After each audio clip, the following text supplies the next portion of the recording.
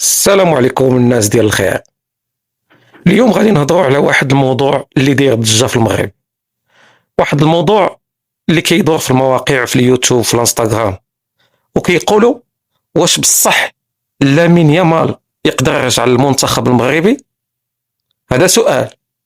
اليوم غادي نقطعوا الطريق على الاشاعات كامله، وغادي نعطيكم الحقيقه الكامله بالقوانين ديال الفيفا وبالاحداث وبالتصريحات الرسميه، بلا خرافات بلا تحيز، غير الحقيقة الصحيحة 100%.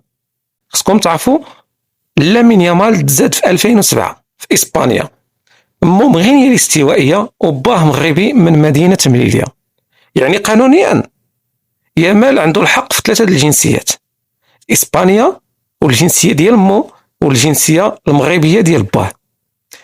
هذيك احنا تنهضروا مثلا على الجنسية المغربية، هي اللي خلات بزاف ديال الناس يقولوا راه مازال يقدر يرجع للمنتخب المغربي، راه باب الرجوع باقي محلول. الإشاعة خرجت من نهار لعب أول ماتش رسمي مع المنتخب الإسباني، وكان باقي صغير بزاف، عنده 16 عام، والناس بزاف قالوا راه مازال صغير، الفيفا كتسمح يبدل، راه مازال عنده الحق. وفعلا من ناحية القانون كلامهم ماشي كامل غلط، ولكن فيه واحد التفاصيل دقيقة بزاف اللي خاص تزاد باش نفهموا الحقيقة كاملة. دابا المشكلة ديال يامال لعب 3 ديال المباريات رسمية مع المنتخب الإسباني قبل ما يكمل 17 عام، وبعض المباريات كانوا بعض المباريات كانوا ضمن تصفيات رسمية، يعني مباريات معترف بها عند الفيفا. وهنا بعض المصادر الكروية تقول بمجرد ما لعب يامال المباراة الثالثة رسمية مع إسبانيا، الفرصة ديال تبديل المنتخب رجعت شبه مستحيلة. علاش؟ حيت اللاعب لعب 3 المباريات رسمية مع المنتخب الأول قبل 21 عام، هذه هي المشكلة، ولعب بدون تردد وباختيار واضح، وبهذا الشكل هذا القانون ما غاديش يكون في الصف ديالو. وهنا غالية الحقائق اللي قتلت هذه الإشاعات نهائيا. واحد التصريح ديال مدرب المنتخب المغربي وليد ركراكي قال بالحرف أنه تلاقى مع يامال ودار واحد الحديث بيناتهم، ويامال قال ليه أنا كنحس براسي إسباني وبغيت نلعب مع إسبانيا. وبالنسبة لواحد البيان رسمي ديال الاتحاد المغربي، اش قالت الجامعة؟ ما كاين حتى ضغط على يامال وما كاين حتى إغراءات مالية، لامين يامال اختار إسبانيا والجامعة كتحترم القرار ديالو.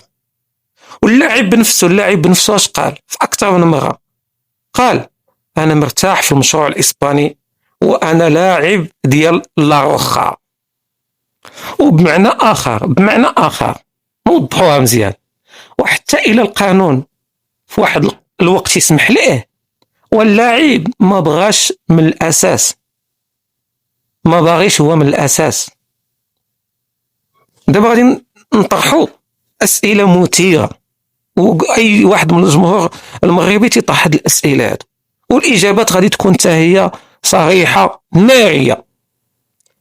سؤال واحد اللي تنطرح أنا، واش يامال يمكن يرجع قانونيا اليوم؟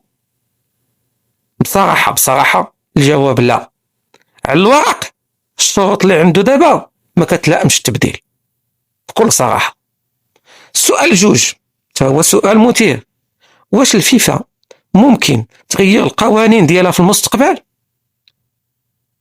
طبعا ممكن، الفيفا تتبدل القوانين ديالها تقريبا كل 4 سنين، لكن حتى إلا بدلوا غالبا ما غاديش يطبقوه بأثر رجعي. فهمنا؟ سؤال خطير آخر، نفترضوا سؤال 3، علاش الناس بقات كتهضر على رجوع ديالو رغم أن الأمور واضحة اللاعب ما غاديش يرجع؟ حيت دابا الجمهور عنده واحد الطموح. علاش؟ حيت اللاعب مازال صغير، مغربي الاصل، ومعروف ان المغرب في اخر السنين خدا لاعبين كبار رجعوا من اوروبا بحال زياش، مبدع، ماسينا. الجمهور ديما كيحلم بنفس السيناريو، ومن حقه. نطرحوا سؤال اخر: واش الجامعه كانت قريبه تجيبو قبل ما يلعب مع اسبانيا؟ طبعا صحيح، حاولت، كان اهتمام كبير، ولكن يامال كان واضح، هو باغي يلعب لإسبانيا منذ الصغر. سؤال آخر: واش المغرب خسر هذا اللاعب العالمي؟ أنا تنقول لا، حيت اللاعب ماشي مغربي دوليا أصلا، واختار إسبانيا قبل ما يلعب رسميا. والمغرب اليوم عنده جيل تاريخي في الهجوم بلا يامال، ما محتاجش هو اليامال كاع.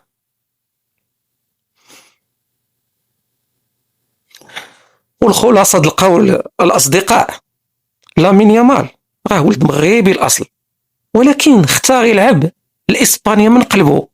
والقوانين ديال الفيفا اليوم ما كتعطيهش حتى طريق قانوني باش يرجع للمغرب، وبالتالي الإشاعة ديال يامال ممكن يرجع هي إشاعة قديمة بقات تتعاود غير باش الناس يجيبوا المشاهدات في اليوتيوب، ماشي مبنية على القانون. نتمنى تكونوا فهمتوا الحقيقة كاملة، وبغيتكم هذا الفيديو تشاركوه مع الأصدقاء ديالكم باش يوصل للناس اللي مازال كتيق الإشاعات. وما تنساوش ديروا التعاليق وديروا اللايكات واشتركوا في القناة وشاركوا الفيديو على أبعد مستوى. شكرا جزيلا، وانتظروا الفيديو القادم.